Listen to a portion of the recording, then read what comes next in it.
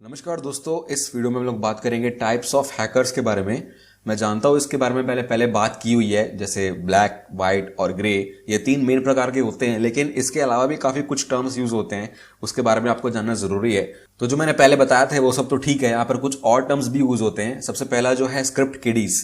तो इसका मतलब वो ये मैंने बताया था कि एमेच्योर होते हैं, उसके पास कोडिंग की नॉलेज नहीं होती है, ये इनको नियोफाइट भी बोला जाता है, और ये सिर्फ दूसरों के टूल्स और टेक्निक्स यूज करते हैं।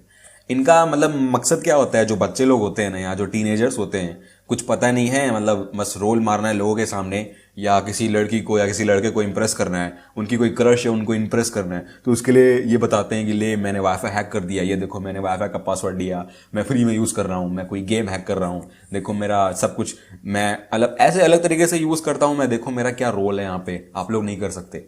तो अटेंशन गेन करने के लिए इन लोग नूब्स हम लोग बोल सकते हैं इनको। तो ये ऐसा भी नहीं है कि ये लोग एग्जिस्ट नहीं करने चाहिए, लेकिन ये जो काम करते हैं ये लोग करियर पॉइंट ऑफ व्यू से नहीं करते हैं, इन लोग सिर्फ मजे के लिए और टेम्पररी प्लेजर के लिए करते हैं। अब आते हैं ग्रीन हैट हैकर्स पे। ये क्या होते हैं? ये मैंने यहाँ पर लिखा है क्यूरियस स्क्रिप्ट किडीज। ये भी स्क्रिप्ट किडीज होते हैं, लेकिन अलग तरीके के। इनके पास जानने की इच्छा होती है भाई कि मैं जो कर रहा हूं वो कैसे हो रहा है, मतलब क्या लॉजिक है उसके बिहाइंड में। तो थोड़े से ठीक है, जो नॉर्मल स्क्रिप्ट किडी है उनसे थोड़े से अच्छे हैं, इनके पास जानने की इच्छा होती है, जिज्ञासा होती है। तो बहुत सारी कम्युनिटीज ज्वाइन कर लेते हैं ये लोग, अंधाधुन, उनको पता भी नहीं है कि यहाँ क्या डिस्कस हो रहा है, लेकिन बस ज्वाइन करते जाते मतलब उनको ये सेटिस्फैक्शन रहता है कि मेरे को सब आना चाहिए, मैं अपडेटेड रह रहा हूँ यहाँ पे। तो इसीलिए सबकी बातें सुनते हैं, जो भी लोग बात कर रहे हैं, जो प्रोफेशनल लोग बात कर रहे हैं उनकी बातें सुनते हैं और अटेंशन भी देते हैं उस पर। फिर भले चाहे इनको याद रहे न रहे और इसका कैसे इस्तेमाल कर रहे हैं लोग, वो इनके ऊपर है, लेकिन ये क्यूरियस होते हैं और ये लोग प्रोफेशनली जाना चाहें तो जा सकते हैं। लेकिन फिलहाल तो स्क्रिप्ट किडीज ही हैं, हम लोग स्क्रिप्ट किडीज ही बोलेंगे इनको, लेकिन ये जिज्ञासावादी होते हैं काफ़ी। तीसरे हैं ब्लू हैट हैकर्स। ये भी थोड़े बहुत स्क्रिप्ट किडी जैसे हैं, लेकिन इनके पास सीखने की कोई चाह नहीं होती है, ये सिर्फ बदला लेने के लिए सीखते हैं। Blue hat hackers. तो बदला मतलब क्या, किसी ने धोखा दे दिया तो अब उसको हैक करना है, मेरे को उसकी इंफॉर्मेशन लेनी है, उसकी जिंदगी बर्बाद करनी है, इस टाइप से उन लोग हैक करते हैं। या कोई मॉनेटरी बेनिफिट हो जाता है, किसी ने मेरे पैसे हड़प लिए, मतलब अच्छे के लिए भी हो सकता है ना, कि किसी ने आपको स्कैम किया है, आपके बैंक अकाउंट से पैसे चुराए हैं किसी ने जबरदस्ती, मतलब वही रेप किया है आपको, तो उस केस में आप बदला लेने के लिए अच्छे, मतलब आप खुद का पैसा वापस लेने के लिए कर सकते हो। तो ये अच्छी बात है, मतलब रिवेंज भी ले रहे हो तो अपने हित के लिए ले रहे हो। तो बुरा भी है अच्छा भी है, ये आपके ऊपर डिपेंड करता है आप कैसे यूज कर रहे हो, लेकिन पढ़ने के पॉइंट ऑफ व्यू से कुछ नहीं होता यहाँ पे। नेक्स्ट है रेड हैट हैकर्स। ये व्हाइट हैट हैकर्स होते हैं, जो प्रोफेशनल्स होते हैं ना, जो सीखने के बाद ही करते हैं, एथिकल हैकर्स होते हैं रियल वाले। तो ये लोग मतलब इनका मकसद होता है ब्लैक हैट को रोकना और बड़े बुरे तरीके से रोकना। और ये लोग सिर्फ रोकते नहीं है, ये लोग ब्लैक हैट को ही हैक कर देते हैं।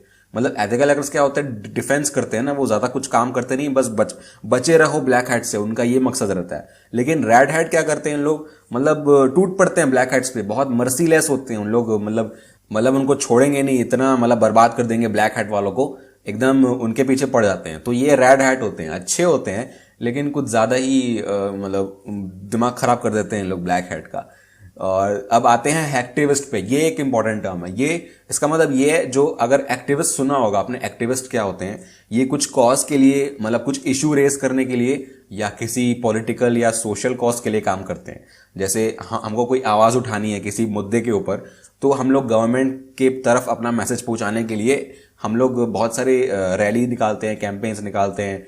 ऐसी काम यहां पर होता है, लेकिन यहां पर हैक प्लस एक्टिविस्ट दोनों को मिला दिया गया है, तो एक्टिविस्ट बन गया है। आपने एनोनिमस का नाम सुना होगा, एलन मस्क का नहीं, एनोनिमस का एक ग्रुप है जो जिनको हैक्टिविस्ट बोला जाता है।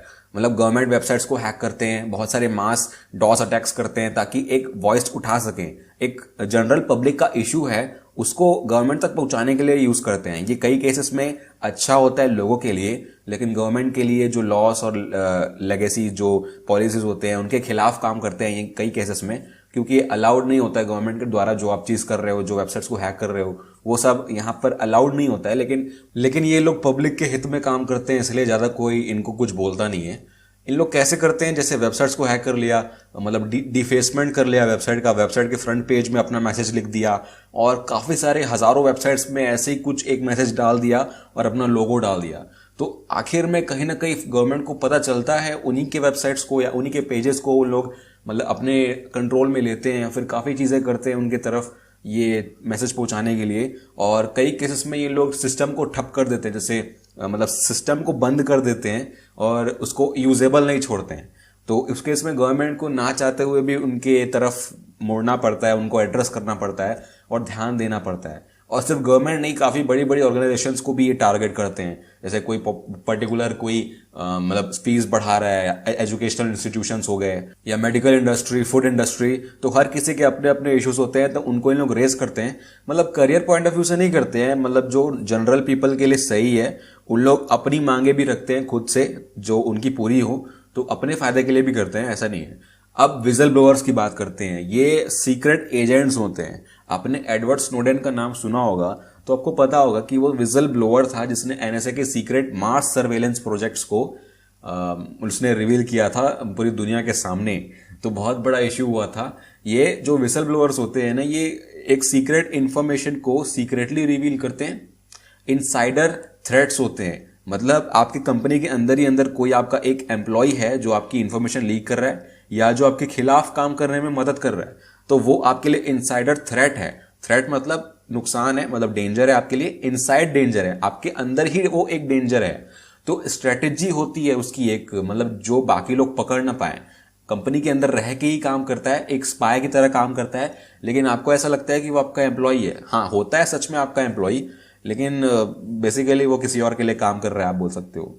तो सीक्रेट इन्फॉर्मेशन, आपका बिजनेस प्लान, आपका मॉडल, आप क्या क्या कर रहे हैं, आप कैसे काम करते हैं, आपके लोग कैसे काम करते हैं, आप क्या क्या इंसेंटिव देते हो, आप क्या क्या चीज़ें करते हो कंपनी के अंदर, क्या क्या आपके रिसोर्सेज हैं, उन सबको एक्सपोज करता है किसी थर्ड पार्टी को। चाहे वो पब्लिक ऑर्गेनाइजेशन हो, चाहे वो प्राइवेट हो, हर किसी में ये काम करते हैं।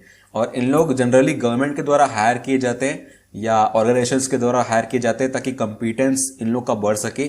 एक कंपनी दूसरी कंपनी के लिए ये सब लगाएगी या गवर्नमेंट्स लगाएंगी। सबसे बेस्ट केस में एक कंट्री से दूसरी कंट्री के थ्रू हम लोग सीक्रेट इन्फॉर्मेशन को रिवील करेंगे। तो यहाँ पर डार्क वेब की बात आती है। जब डार्क वेब में एक वेबसाइट होती थी विकीलीक्स नाम से, तो विकीलीक्स ने बहुत सारे पॉलिटिकल पार्टीज और गवर्नमेंट, पूरी दुनिया भर की इंफॉर्मेशन को लीक किया है कि लोग मतलब जो उन लोग हैं वो सीक्रेटली क्या प्लान कर रहे हैं हमारी दुनिया के लिए, कौन कितना न्यूक्लियर बम बना के रखा है किसने, कहाँ लोग अटैक करने वाले हैं, किस गवर्नमेंट पार्टी या किस कंट्री के मिनिस्टर्स को या प्रेसिडेंट के ऊपर कोई अटैक होने वाला है, रशिया के ऊपर बम गिरने वाला है, जापान के ऊपर बम कोई बना रहा है, प्लान कर रहा है, जैसे नॉर्थ कोरिया का जो डिक्टेटर है वो ये बम बना रहा है, ये प्लान बना रहा है। तो ये सब विजल ब्लोअर्स जो होते हैं ना, सीक्रेटली इन लोग मतलब रिवील करते रहते हैं इन्फॉर्मेशन को। अगर लेकिन ये गलत होता है यार, मतलब गलत है काफ़ी केसेस में, लोगों के लिए गलत नहीं है, लेकिन ये गवर्नमेंट के लिए और इन लोगों के लिए, ऑफिशियल्स के लिए गलत है। क्योंकि एक बार पकड़े गए ना तो इन लोग जेल में डाल देते हैं। जो विकीलीक्स का जो ओनर है ना, वो जेल गया है, वो आज भी शायद जेल में होगा, मुझे याद नहीं है, लेकिन उसके लिए एक ऑफेंसिव बात है ये। तो लोग ऐसा करते हैं और कई केसेस में ये ज़रूरी भी हो जाता है, क्योंकि जनरल बहुत बड़ी पॉपुलेशन के लिए अगर कोई इन्फॉर्मेशन ज़रूरी है बताना तो ये करना पड़ता है। लेकिन ये चीज़ हमारी गवर्नमेंट अलाउ नहीं करती है। जैसे एनएसए के केस में एनएसए अभी भी पीछे पड़ी हुई है एडवर्ड स्नोडेन के ऊपर। तो ये इन लोग के लिए नुकसान है ना। अगर हम लोग के बारे में इसने कुछ रिवील कर दिया, फिर हम लोग ये ठीक ठीक से कर नहीं पाएंगे, ये बैन हो जाएगा। तो इसीलिए उन लोग को पसंद नहीं आता है। तो यही है विजल ब्लोइंग। अगर किसी भी तरीके से आप इन्वॉल्व हो रहे हो या आप अगर फैला देते हो कोई चीज़ को, तो आप फंस सकते हो उसमें। तो अब यही था आज की वीडियो में, और नेक्स्ट वीडियोस के लिए देखते रहिए, सीखते रहिए, और गुड बाय।